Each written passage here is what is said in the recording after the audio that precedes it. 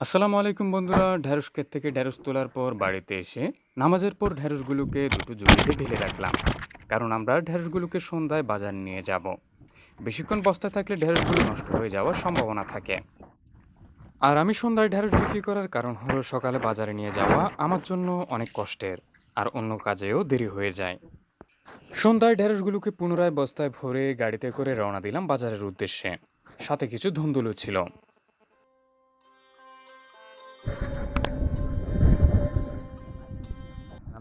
এরপর আমি যে ক্রেতার কাছে সবজি বিক্রি করি সেখানে এসে ঢেঁড়সের বস্তাগুলো একে একে নামাই।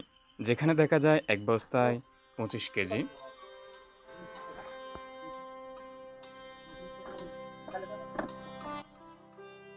আর আরেক বস্তায় হয় 28 কেজি। দুনো বস্তায় আমার ঢেঁড়স হয় 53 কেজি। এরপর আমি ধুন্দুলগুলো মেশিনে তুলি।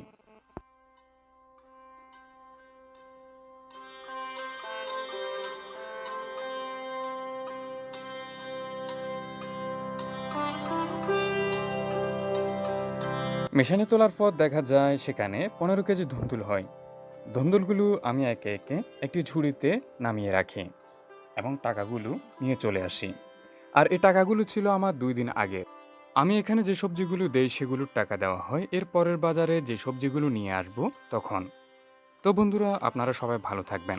আজকের মতো এতটুকুই। আসসালামু আলাইকুম।